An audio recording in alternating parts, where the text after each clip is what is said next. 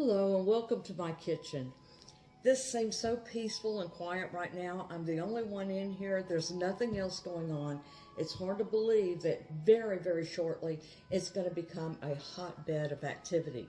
We're preparing for Passover, and with that brings many challenges, and especially if you have a lot of guests. So during this particular time, about 2 weeks out from the festival, what do? I start to make a series of several lists. One of the things I have a list for is a to-do list or a list of activities that I must take action upon. For example, if we're having a lot of guests, I'll need to make sure that we have enough tables and chairs. I usually have to call somebody and order them and rent them.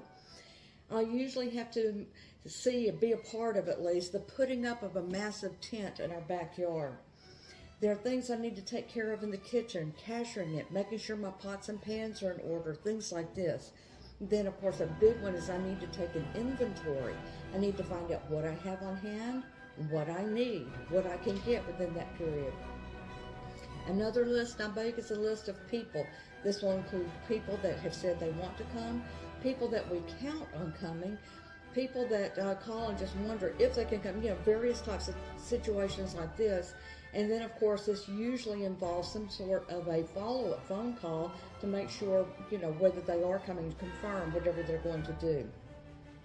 Another list I have is a list of menus.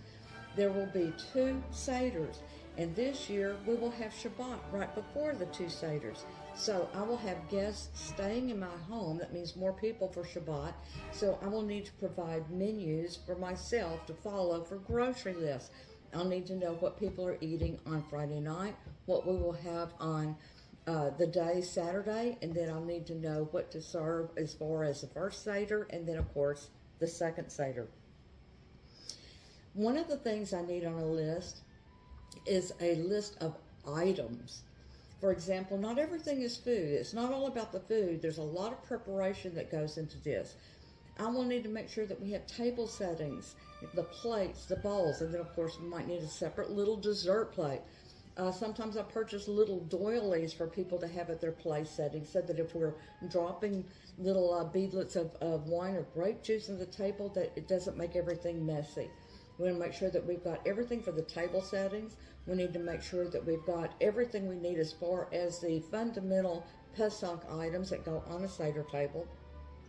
We need to make sure that we've got children's activities. Sometimes it gets a little boring for very small children, so we need to engage them and perhaps provide coloring pages or some crayons and things to do.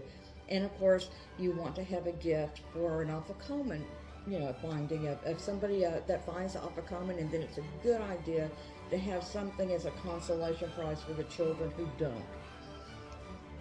One of the last things I do, but certainly before that last week, is I will have a list of the days of the week, that are coming up to Passover, and it will be charted off into the 3 times a day, morning, afternoon, and evening.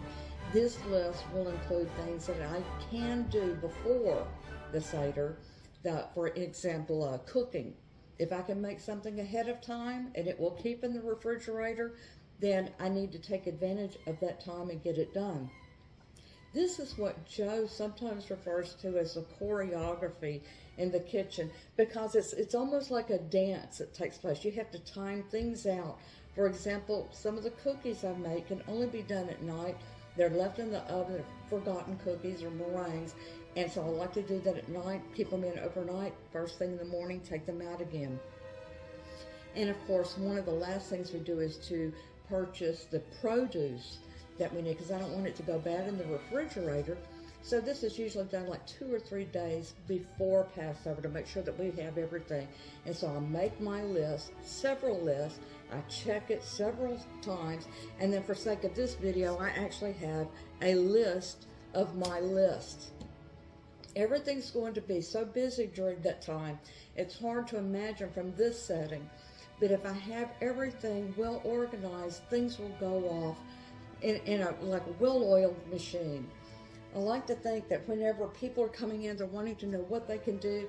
I can tell this person to go get that thing, another person to retrieve these items.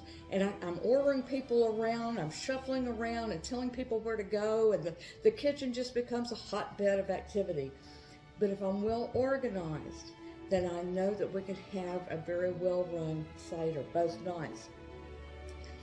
I think, I aspire to be, if I can keep everything under control, I aspire to be a regular virtual department of Passover efficiency, which of course would be